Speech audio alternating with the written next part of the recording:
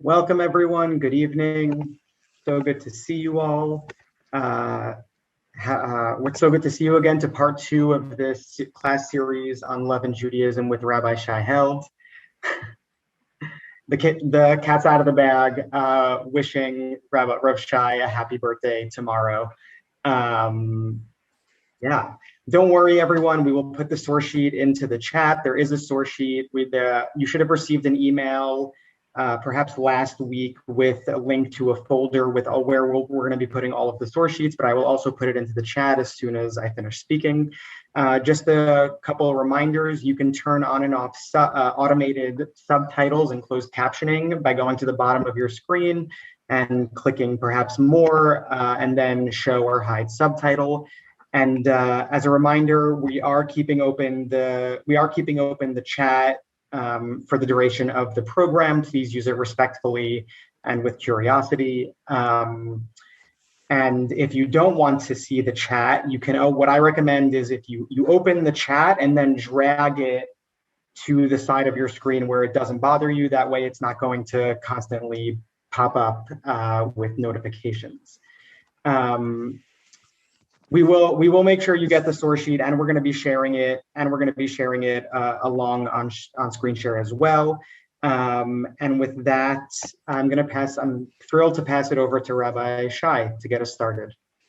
Thank you, Morty. Morty, before you stop talking, a few people have just emailed me in the last hour about recordings of these sessions. What do people need to do to get them? Great question. We're housing all of our recordings in one place so that you can get them in an ongoing way, and we will continually put the recordings up. I will put a link to that folder in the chat for people who are looking for recordings. Don't worry, we do have them. And if you're having trouble finding it, just email us at programs@hadar.org, and we'll be happy to get you the recording. Okay, thank you. Good evening, everyone. Thanks for joining me.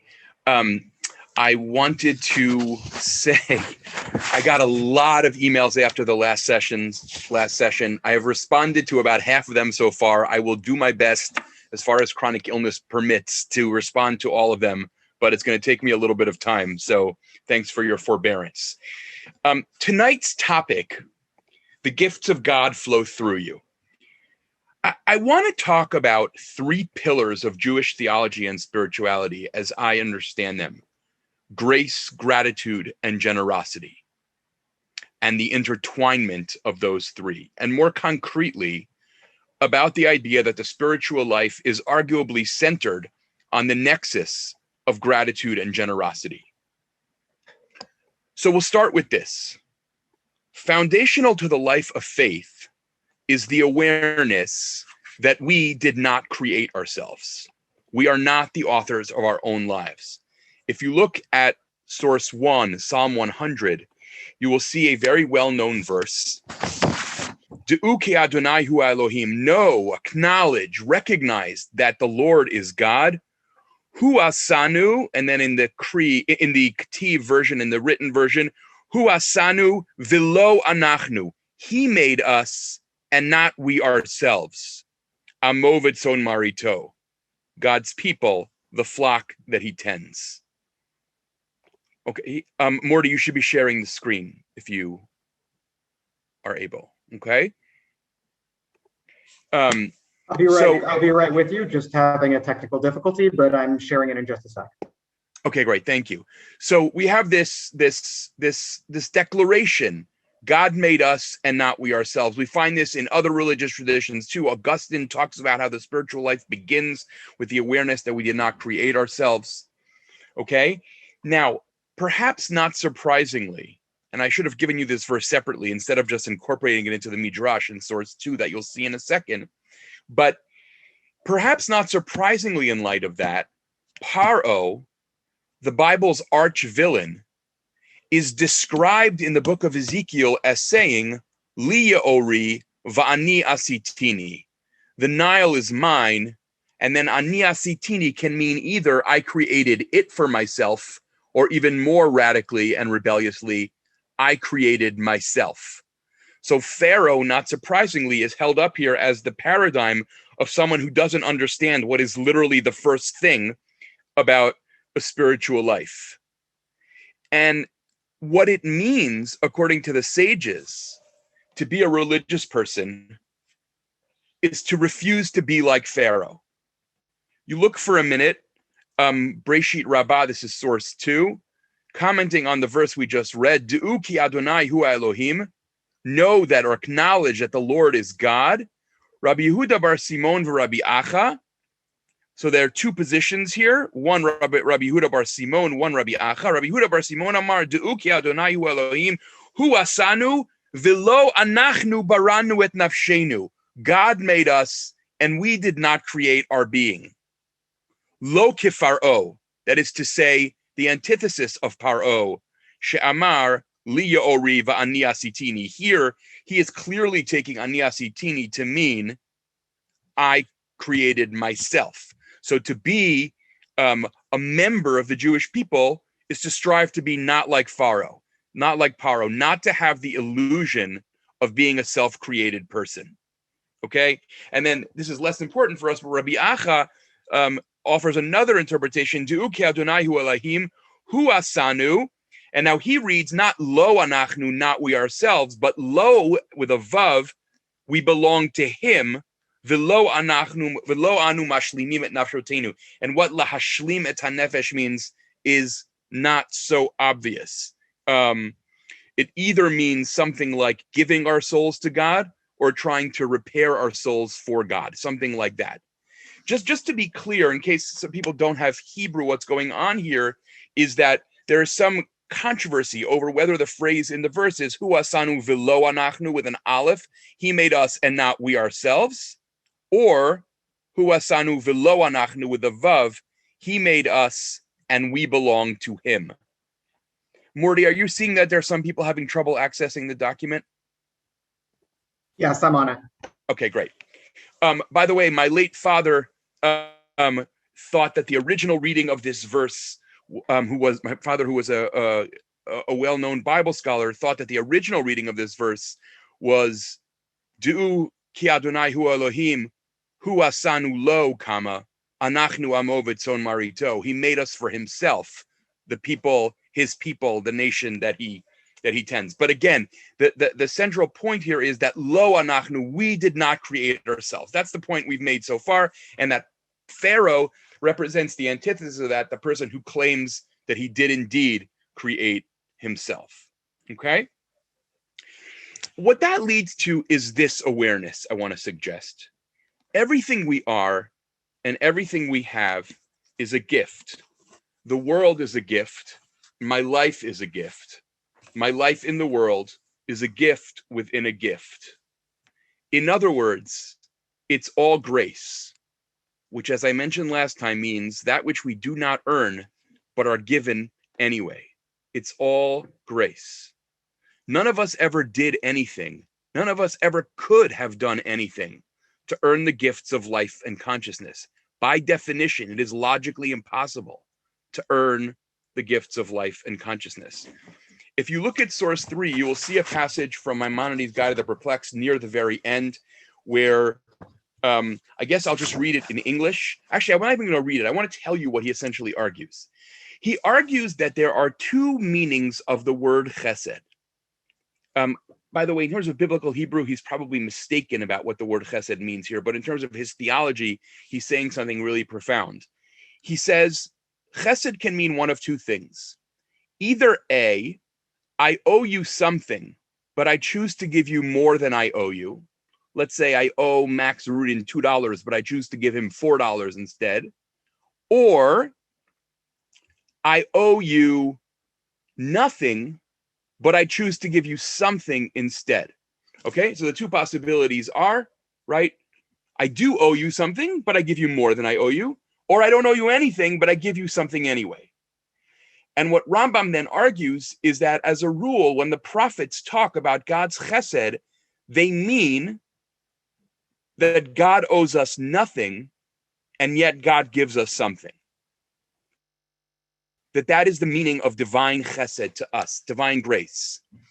And then he does this totally magnificent interpretation of Psalm 89. Psalm 89 has a very famous, although notoriously difficult to translate verse, Olam Chesed Yibaneh, which the Rambam, understanding Chesed to mean grace, thinks Olam Chesed Yibaneh means the fact that there is a world at all is utter grace.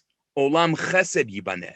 Nobody did anything, nobody ever could have done anything to earn the fact that there is a world. The fact that I'm alive and the fact that I am in a world, both of those are facts of grace alone. Now, as a little footnote to this, I want to mention that Rambam's God is beneficent, but not benevolent. Now, let me say that in English. Beneficent, but not benevolent means, beneficent means that God, let's leave God out for 1 second. Beneficent means I do something and it benefits you. Benevolent means I do something with the intention of benefiting you and it benefits you. The Rambam's God as creator is beneficent, but not benevolent. God creates the world, but God does not create it with us in mind. I mention this because other Jewish thinkers, Saadia Gaon, for example, emphasize that God is benevolent. And in source 4, you could see an example I chose almost at random, a 20th century Jewish thinker, Rabbi Shimon Shkop, who says, Kol ma shebara v'yatzar haya retzono yitbarach rak lehitivim hanivraim. Everything that God created only out of God's benevolence, because God wanted to do good to that which God created. I'm mentioning this because philosophers debate quite heatedly whether we owe gratitude to someone who benefits us, but without the intention of doing so. So you can think about a personal example in your own life where someone, acts in a certain way and it ends up reaping tremendous fruit in your life, but they didn't actually have you in mind at all. It was kind of accidental to them. Are you supposed to be grateful to them? The Rambam, I think, thinks yes. Others might want to argue no. And I'm going to leave it to you to think about personal examples in your life where that question comes. I think this question is philosophically quite difficult. So we'll leave it with that for now and then keep going. So I want to emphasize this about the creation of life as grace. Receiving the gift of life is utterly different from receiving any other gift. And pardon me while we sound like analytic philosophers for just 1 minute. Let's think for a second about gift giving. Usually, A gives a gift X to B. I give a book to Trisha. But with life, A creates B as part of his giving. That is to say, B is constituted by A's act of gift giving. In other words, unlike the case where I give Trisha a book, if I were God and I were giving Trisha the gift of life, there would be no Trisha to receive the gift until the gift was given. The gift constitutes B. In other words, where the gift of life is concerned, we are not detached observers. We ourselves are the gift.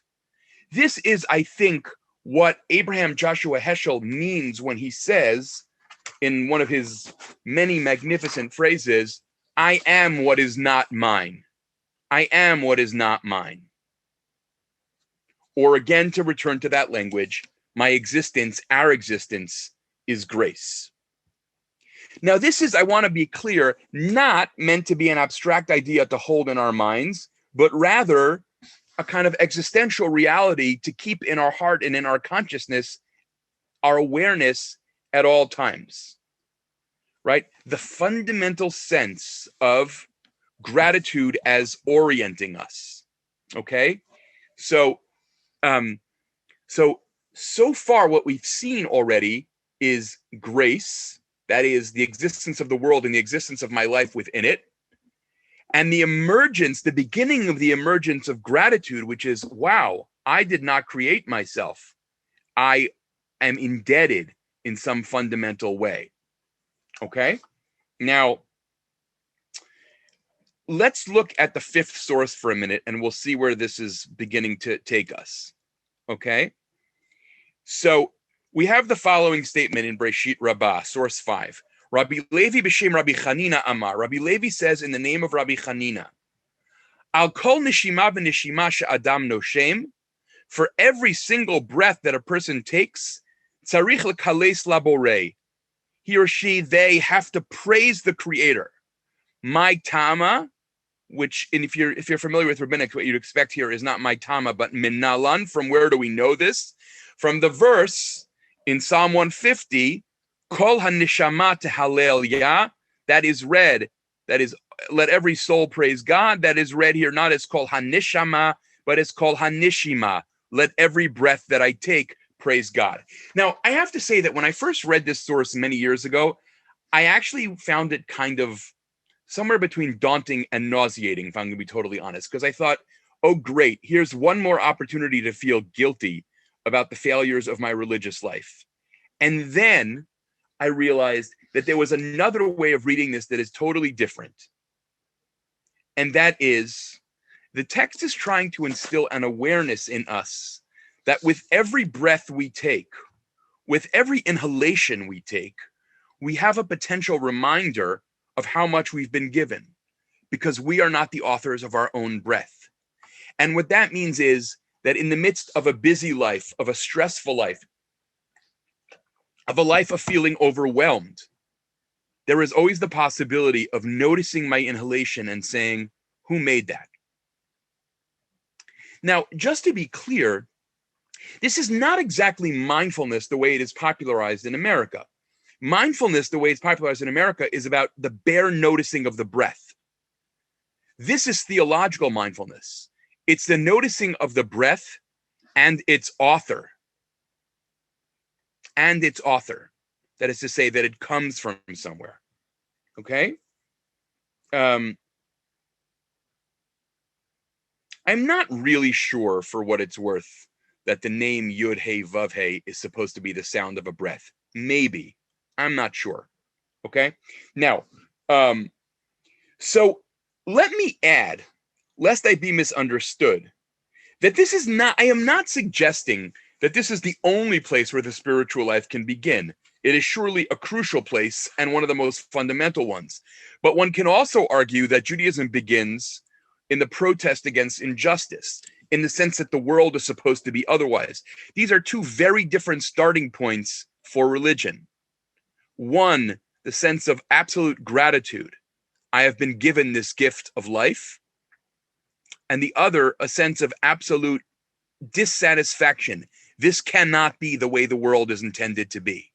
And one of the interesting questions is just how we go about cultivating the ability to hold both of those experiences at the same time. What G.K. Chesterton referred to as storming the castle and making it home. Storming the castle and making it home. Now, where all of this leads is to a posture of gratitude. For the spiritual life, gratitude is not primarily a feeling, I want to argue, but it is a way of holding oneself, a way of comporting myself. If you permit me the pretentious formulation, an existential posture, a way of carrying myself in the world. Why am I saying this? Because gratitude as a way of life is not really about whether I have a feeling I would identify as gratitude at this particular moment or that. It's rather about whether gratitude is at the heart of my orientation towards life. The point is that, and I think this is really fundamental for all kinds of spiritual life, you cannot build a spiritual life on a feeling, because feelings come and go. Imagine building a marriage on fiery passion. Well, what happens when you go through first an hour, then a day, then a week, then perhaps a month, where fiery passion is nowhere to be found? Does that mean that marriage is over? Or does that mean that we learn to live with something deeper and more elemental? Gratitude is similar. It's not about whether, if you said to me right now, what are you feeling right now? That the first thing I would say is, I'm overwhelmed with gratitude for the gift of life. It's more like if you asked me, what is the way you see your existence in the world? And better yet, if you try to figure out about me, what is the way Shai Held sees the world, then you see gratitude there as a baseline. If you prefer this language, we can talk about gratitude as a disposition rather than as an emotion. Okay? I think that that's actually quite important. It's true about love. You know, Hasidic masters are particularly eloquent at pointing out the ways that all kinds of religious awareness comes and goes. The image that they borrow from the prophet Ezekiel is Hachayot Ratzova Shov, right? 1 minute it's here, 1 minute it's not there. A minute ago, I was completely convinced that God was real and loved me. Now, 4 minutes later, I'm an atheist, right? So I think that that's actually quite important. Another piece which we could talk about that I doubt I'll have the time to talk about tonight is how we cultivate these postures. That is to say, we don't either have them or not have them. We, on some level, take responsibility for cultivating them, which, as I'll talk about next week, is one of the reasons why I think certain emotions can be commanded, for example, because although they can't be turned on and off, they can be nurtured and cultivated. Okay, there's a lot there. Maybe we'll get to some of that in the Q&A. So we've gotten to gratitude, but then we have to ask, I think, in turn, where does gratitude itself lead? Now, many Jewish philosophers, most influentially Saadia Gaon and Bachya ibn Pakura, two of the great medieval Jewish thinkers, argued quite strenuously and forcefully that gratitude is the basis of our obligation to worship and serve God. That is not the main point I want to make tonight, even though I think that that's important too, obviously. That is not my main point, but I do want to emphasize, even if only in passing, that we should not think about this as a barter. I, God, give you life, redeem you from Egypt. Now you give me worship. If that were the nature of the relationship, then God granting us life or freeing us from Egypt would look less like a gift and more like a business transaction or even a manipulation. And so it's striking that when you read rabbinic literature, you see that the relationship between being created and being brought into covenant with God on the one hand and being given the Torah on the other is not gift followed by barter, but rather gifts upon gifts, right? There's a wonderful image that it's probably one of the most moving images in Midrash that I know. In Shmot Rabbah, in Exodus Rabbah, the Midrash imagines that God says to the Jewish people, I'm going to give you the Torah, but it's going to be different from what happens when you go to a store and buy something. When you go to a store and you take something home, you leave the seller in his store. But in this instance, you take the Torah and I'll come with you. There's a way in which that's not barter at all. That's about levels and levels of deepening intimacy and closeness.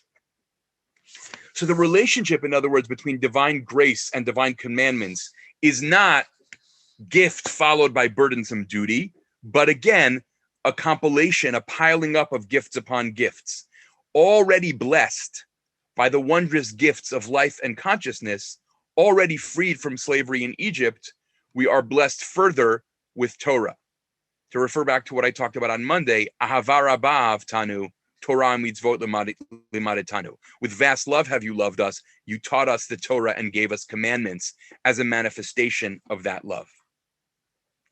Put that one other way, already blessed with the world itself and with our life within it, we are blessed additionally with a path for making our way through it.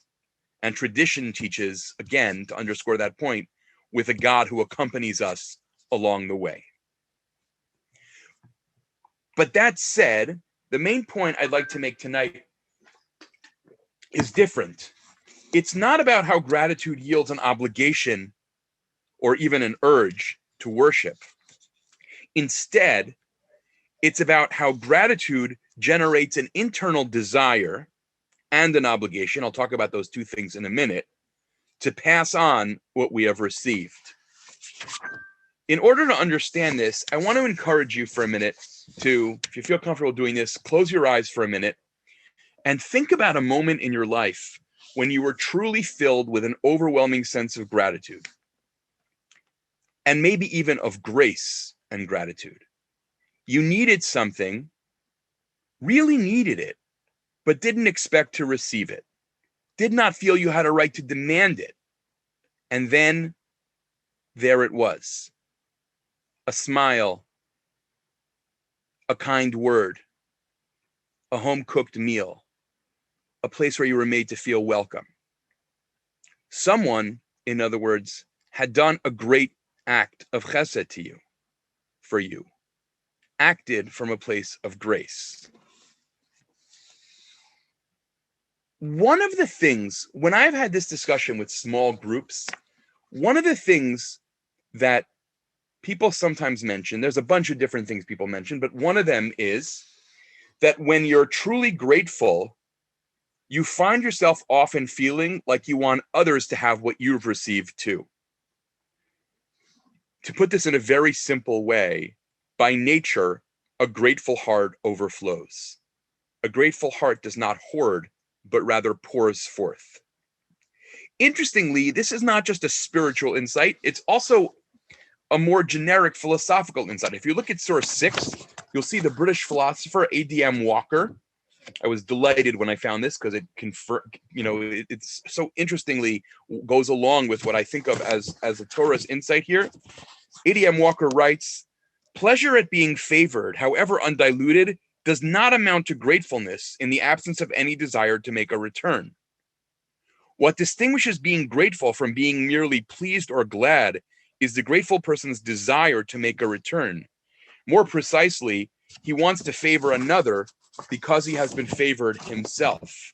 What he's arguing there is really important. It is that the desire to pay forward is constitutive of the gratitude itself. It is not a consequence of gratitude. It is part of what gratitude is. Gratitude is not the same thing as gladness. I'm glad that I'm rich. I'm not going to share with anyone.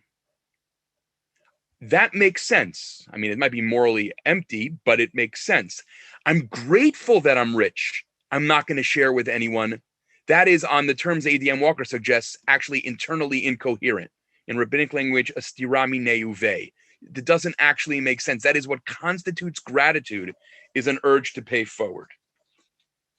So, with that in mind, I want to suggest to you that the point I am trying to make is wonderfully, if also quite subtly, made in the Torah's law of sacrifice, in the biblical law of the Korban Todah, the thanksgiving offering. In general, now pardon me for a minute while we dive into the laws of sacrifice for a minute. In general, there is a category of sacrifices known as zevach hashlamim, probably best rendered as offerings of well-being, something like that, offerings that celebrate well-being. As a rule, when you make a zevach hashlamim, you have 3 days in which to eat it, with 2 exceptions, one of which I'll talk about tonight and one of which I'm happy to talk about some other time.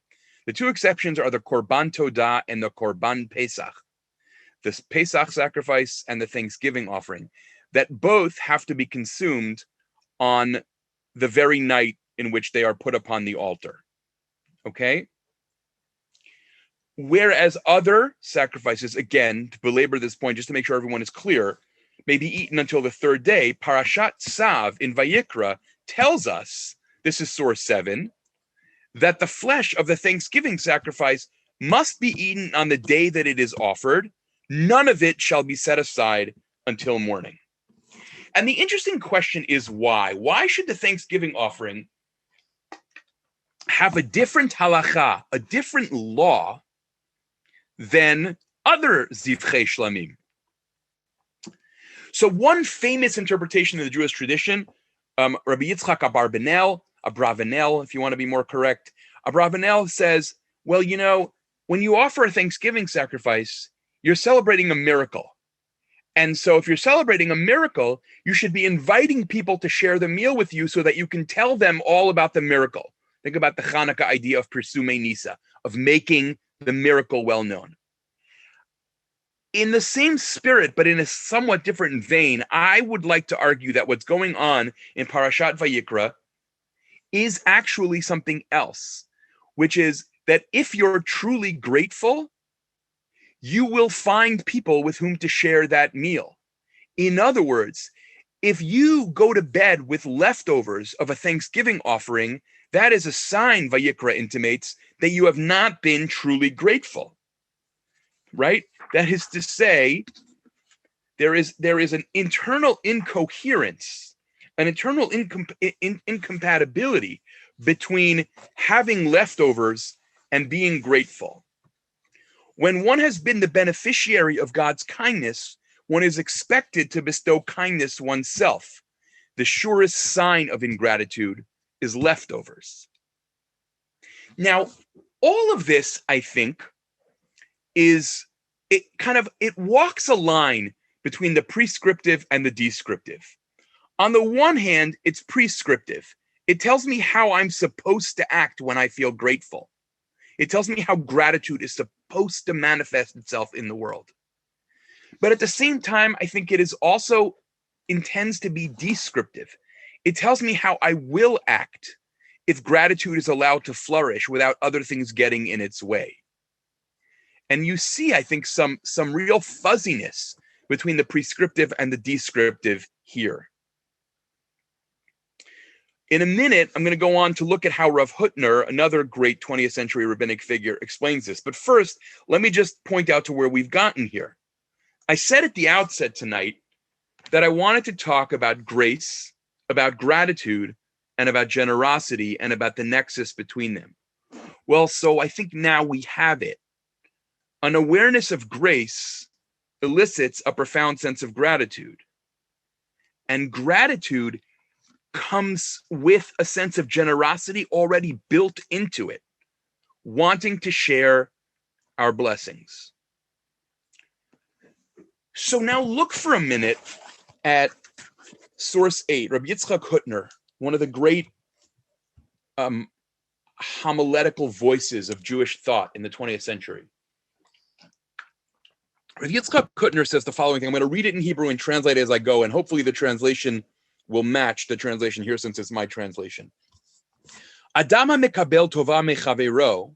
When a person receives a benefit or a kindness from his fellow, harei nizra garin shel chesed be'olamo shel mekabel tova. A seed of chesed, of kindness, of generosity, of love, is planted in the world of the recipient. Every time someone does something kind for me, they plant a seed within me. It's an amazing image to sit with.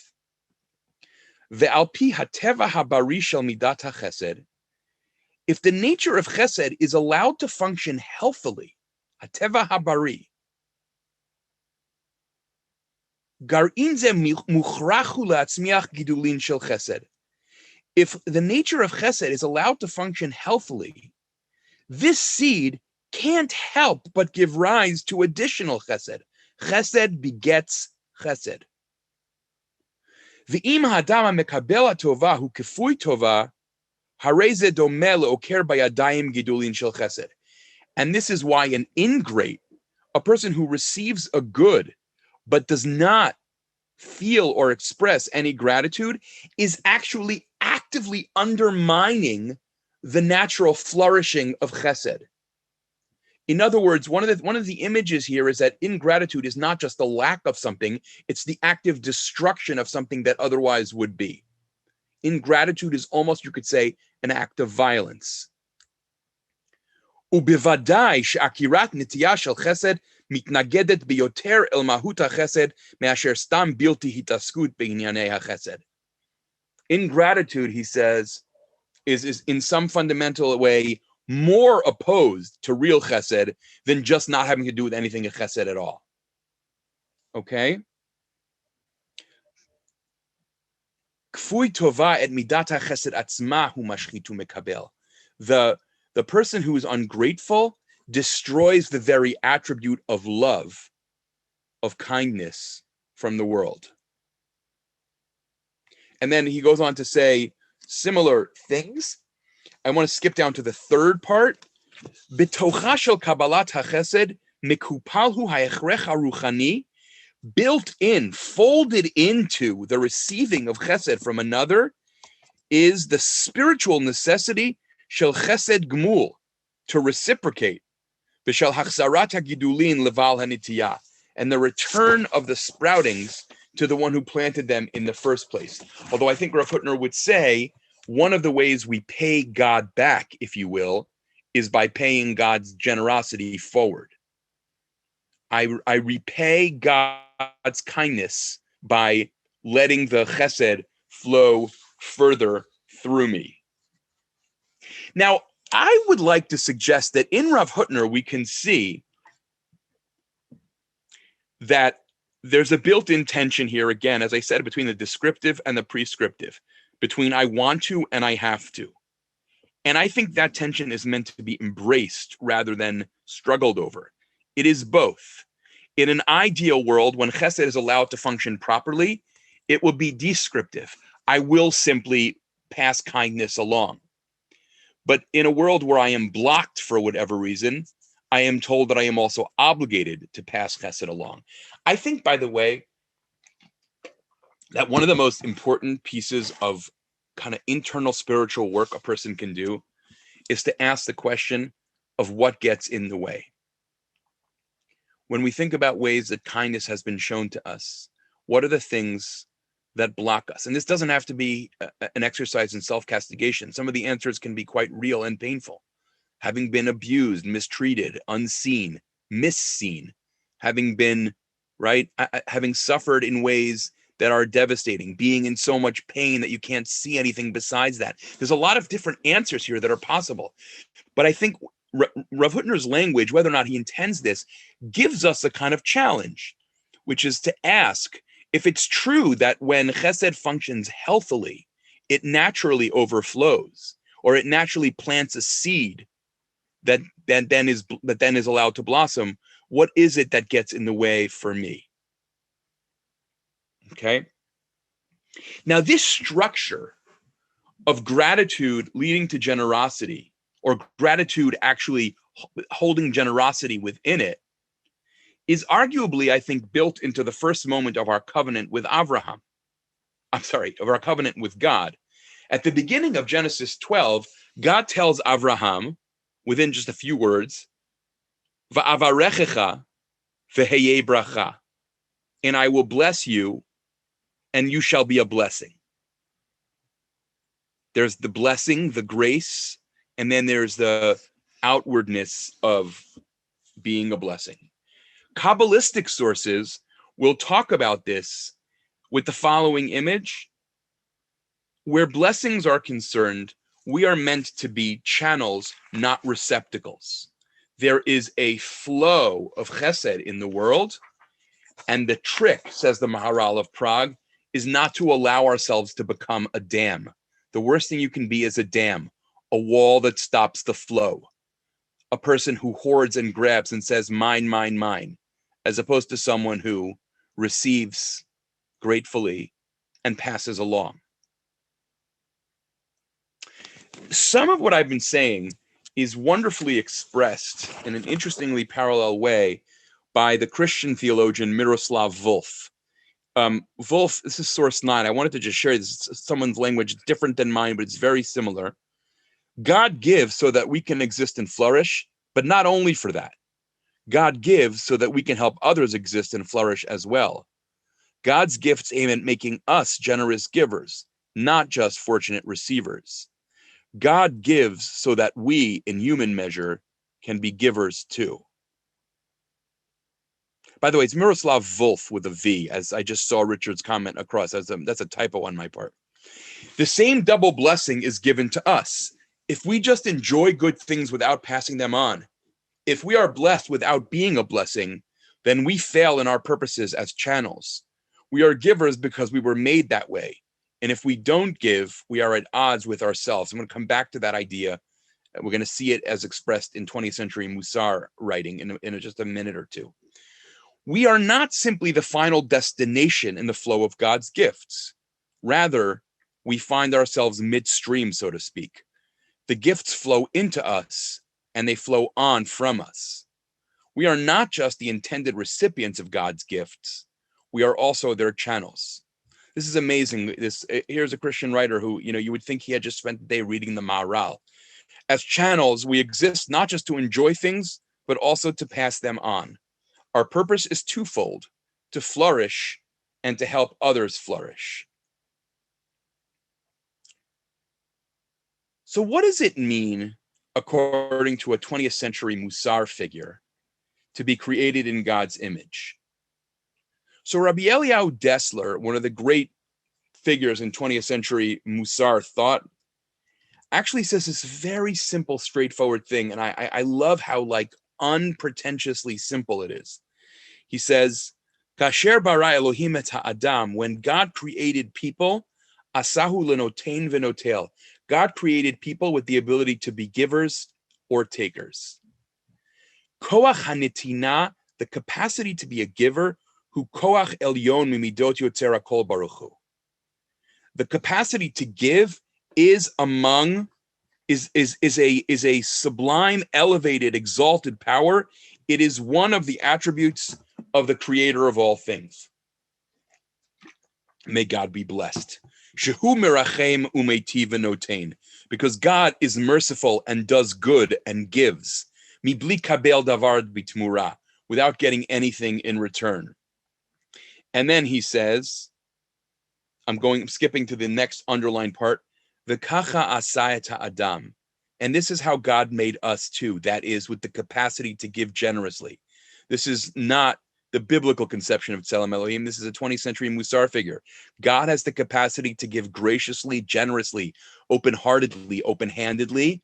To be created in the image of God, he says, is to have all those capacities ourselves too. But Tzelem Elohim asayat ha'adam, God created the human being in God's image. Ki yuchal l'rachem v'lehitiv v'litein. Because the human being, she also has the capacity to be merciful and to give and to do good and to give. In other words, this goes back to the point Wolf was making. If we hoard, if we grab, if we refuse our purpose as givers, then we fail at being at who and what we most fundamentally are, according to Musar, and who and what we are most intended to be. Like God, we are meant to give freely, open-heartedly, non-begrudgingly, overflowingly. I want to conclude by reiterating and underlining 2 points here. First, the obligation to cultivate gratitude. The opposite of gratitude is entitlement, the sense that I deserved it all, had it all coming to me. And also self-congratulation, the sense that I did it all myself. There's that famous quote attributed to Mark Twain, some debate over whether Mark Twain said it right. A self-made man is like a self-laid egg. It's a lie, always and everywhere. Gratitude, in contrast to entitlement and self-congratulation, is the consciousness that I did not earn my life and that I did not do it all myself. And second, to allow gratitude in its wholeness to manifest as generosity, which Rav Hutner reminds us again, it naturally does when allowed to flourish. The opposite of generosity is acquisitiveness, possessiveness, and needless to say, obsessive consumerism, which is why the kind of gratitude I'm talking about tonight is actually an act of radical counterculture.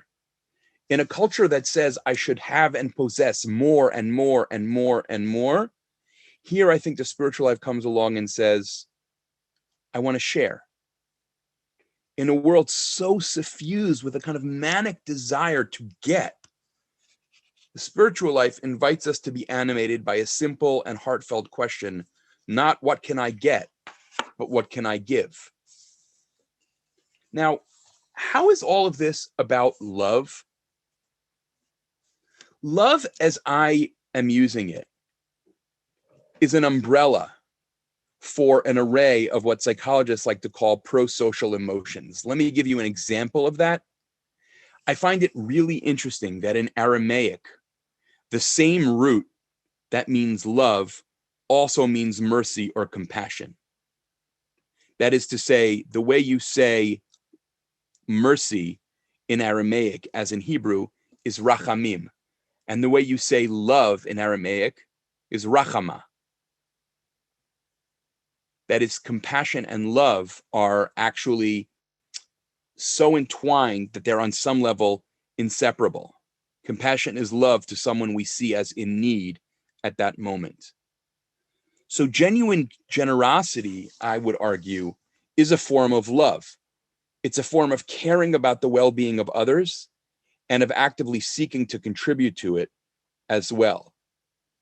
What it means to live a spiritual life is to understand that the gifts of God flow not only to us, but also, and just as crucially, and maybe more so, through us.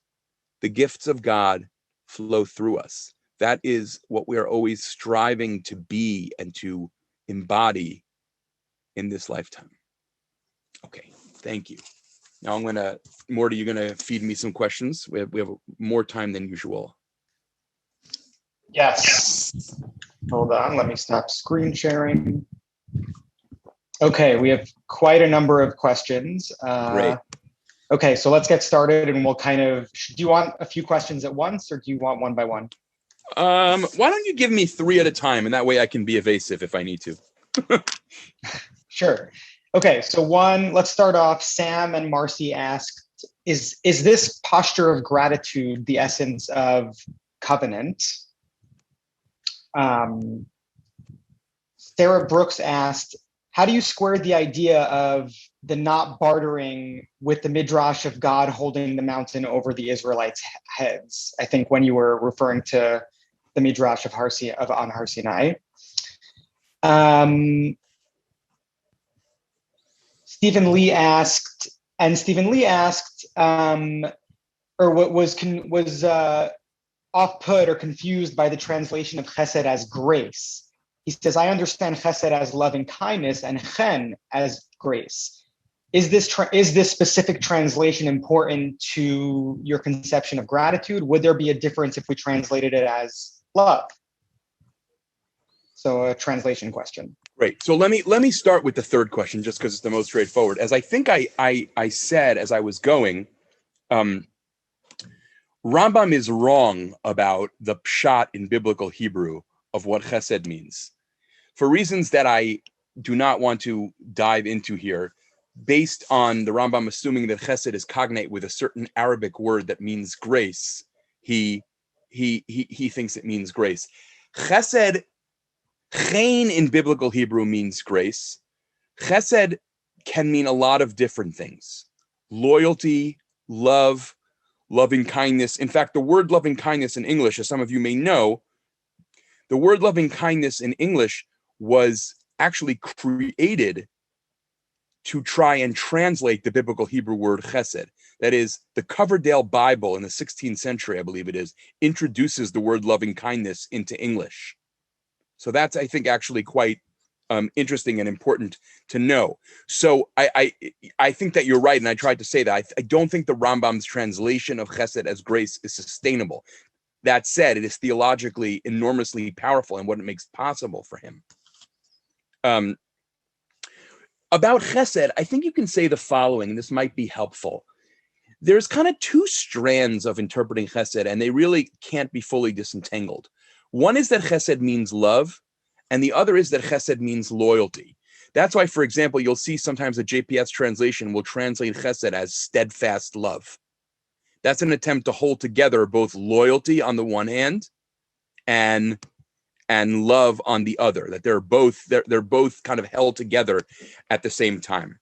Now, is gratitude the essence of covenant? So I'm not sure I know exactly what that question means. I do think that gratitude is part of what makes the Israelites loyal to their covenantal obligations, or at least what is intended to make us loyal to our covenantal obligations. That is, there is a way in which Deuteronomy, for example, is very focused on gratitude, not just for the exodus from Egypt, not even just for the gift of Torah, but actually, as Deuteronomy will say, when you get to the land, you will find it full of all kinds of good things that you didn't plant. Don't think I did it all for myself, but remember that you were given this.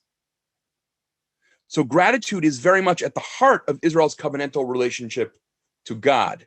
I don't know if I answered the question. If I didn't, maybe I didn't understand it, you can go back into the chat and go another round. Now, as for Sarah's question,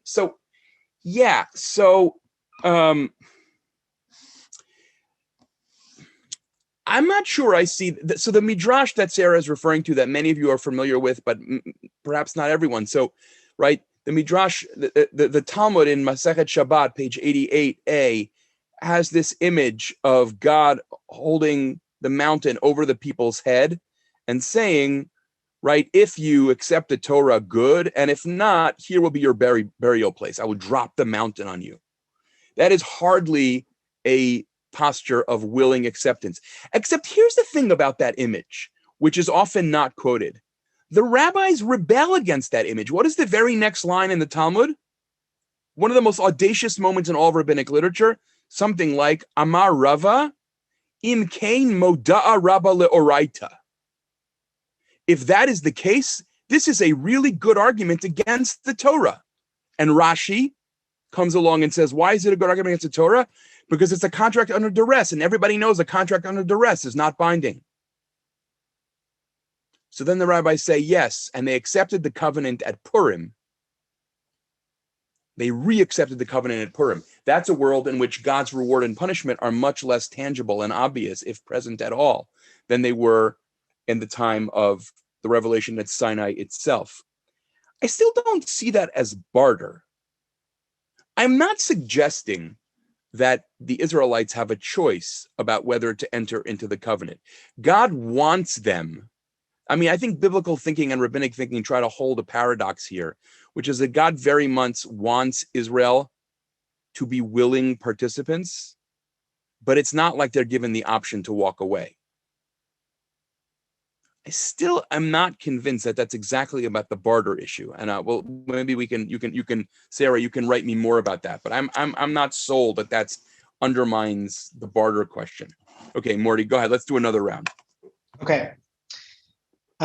Here we go. From Richard Middleton, does Abraham Heschel contradict Dessler when he claims that God needs us, or is there a way to harmonize these points of view? Okay. How do we, from Jared and Rachel Lucker, how do we explain stubbornness when one has something to give and another needs a gift, but stubbornness allows a connection? And sometimes those who need the most help often will be the last to accept it. How do we reconcile this? Was it also God's will to be stubborn? So, yeah. And then from Howard White, is the gift of life always something, my own emphasis, is the gift of life always something to be grateful for? Okay, so these are some really deep questions. Okay, so let me first take Richard's question. Abraham Joshua Heschel's statement that God needs us. And how is that different from Rav Dessler, who sounds like a Maimonidean, saying God doesn't need anything from us? I think there's two ways. I was just in a conversation with a couple of Bible scholars and Christian theologians the other day about exactly this question. Is the idea that God does not need anything from us biblical, or an importation of Greek philosophy into biblical thought? I suspect that it's a little bit of the latter. That said, even Abraham Joshua Heschel seems to think that God has chosen to need us as opposed to God needs us. God makes a decision. A God who seeks relationship makes a decision to self-limit in such a way that God needs human beings to help God achieve God's ends. I'm not sure that Heschel would have said that in God's self, God needs us. God chooses to need us, which is a little bit different. But I think the more interesting question, and Richard, I mean, you probably have more to say about this than I do, is the really interesting question about, what does the Bible think? Does a world of sacrifices really is it really reconcilable with a picture of a God who doesn't need us at all? I have questions about that. I suspect that we still are guilty of inserting Greek philosophical notions of the changelessness of God, of the Aristotelian unmoved mover, into some patterns of biblical thinking. That's what I was arguing with these Bible scholars the other day, in any case, and I'll be curious if you actually agree with that or not. How to explain stubbornness? Well, I think it's really interesting. I don't know if you had this in mind or not, that stubbornness is understood as one of the prime sins of the Jewish people in the Torah, right? There's this wonderful moment where the Israelites have just committed idolatry, and you think that they're going to be punished for idolatry. And God says, I can't stand them anymore. I want to be done with these people. Why? Ki amkshe orefu. What drives God crazy seemingly is not the idolatry, but the stubbornness. What drives God crazy is that the people are endlessly stubborn. They are stiff-necked. Now, I think from a pastoral level, you can say that a lot of things drive stubbornness.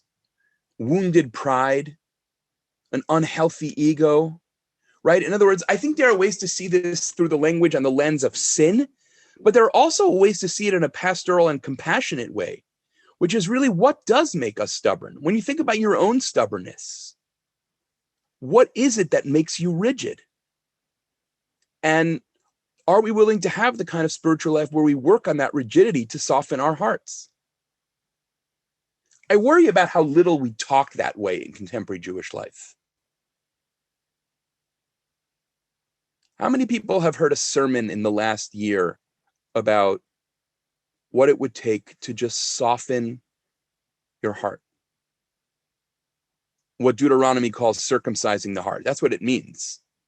To make your heart soft and receptive and responsive. So yeah, I think stubbornness is key here. And I guess what I'm trying to say by talking about the pastoral versus the sin language is it might be that we need to address it in two ways. One is by a frontal assault on it, and the other is by a much more gentle treatment of the things that feed into stubbornness. Okay.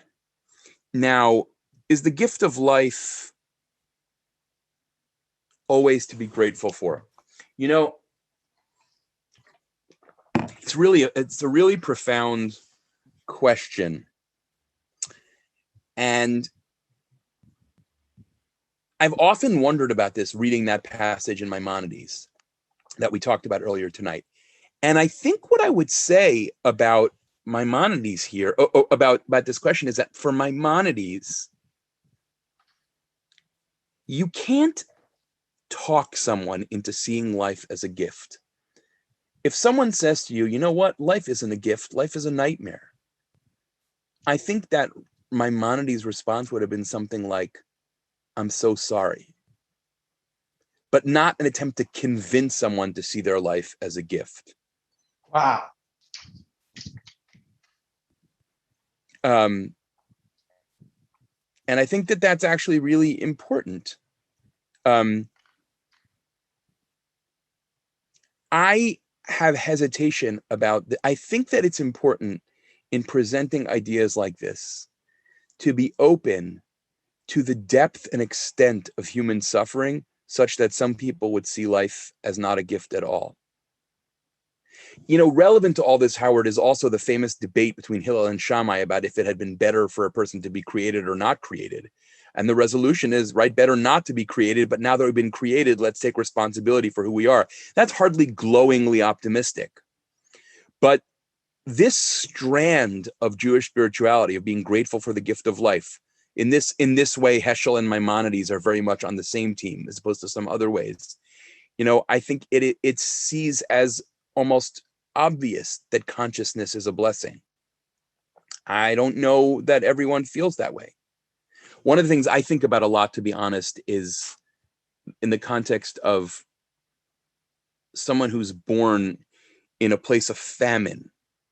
Do they have a sense of consciousness as a gift? I have no idea. I'm not sure. I think there's real material to wrestle with there. Morty, let's do one more round and then call it a night, if we have the questions. Yes.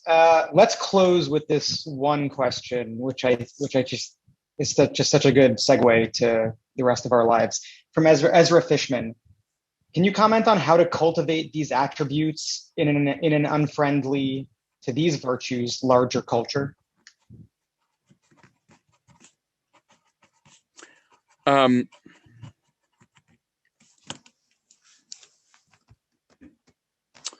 So, yeah, I mean, in many ways, that is really the question, which is, what does it mean? How does one go about being countercultural in this way? That is, I mean, that's exactly the right question. And I'm tempted to say a few things that are almost comical in their simplicity, but I think they're true. One is to find a few people in one's life that one can practice with. That is to say, people who you're comfortable, you ever just thank your friends for their friendship? You ever just call your friend and say, thank you for being part of my life. It means so much to me. Or think about someone who did something kind for you 25 years ago and you never thanked them. And you think, you know what? I'm going to send them a little note. Tell them that it's still alive for me what they did. I think that, like most things in virtue, it comes through small acts. It is not the case that I can wake up in the morning tomorrow and say, from today on, I'm going to be a profoundly grateful person. Cultivation usually takes place through small actions. Saying thank you to people in my life. Saying thank you. I mean, the people I interact with in passing, do I thank them? Do I ask them their name? Right? There's just all kinds of ways, I think, that you can be other than the culture that you're in. But it begins small, or at least that's what I want to suggest. It begins small. And I think, look, it also involves some real resistance. I think, lots of kids in Jewish communities internalize the idea that success is the only God. Success is not God. Success is an idol. God is God. Do all of our kids know that we care more about whether they're kind than about what salary they earn? Do we know that about ourselves? That we care more about our kids' kindness than about their jobs? I often find myself here, at the risk of just descending into sheer moralism, I often find myself nauseated when I hear people asking each other, how are your kids? And they immediately answer by saying what their kids are doing professionally. Why is that how your kids are doing? Why not? Why not? My kid has a busy job and yet somehow manages to serve dinner in a homeless shelter once a week. Why not that? I think there's just something really very important and powerful there that we need to work on. So, Ezra, my incredibly long-winded response to you is, it's about cultivating virtue, which is almost always about starting small.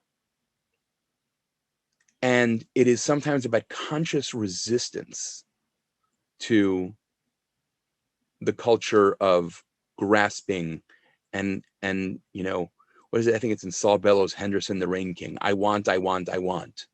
Resisting that culture. It's also, I would say, about learning how to say, I have enough. I have enough. One of the most incredible, maybe I'll end with this, one of the most incredible images in the Talmud. This is a passage that on the face of it seems completely insane. The image is that the angels ask God, I don't understand you. You say that you don't play favorites, and then you choose the Jews.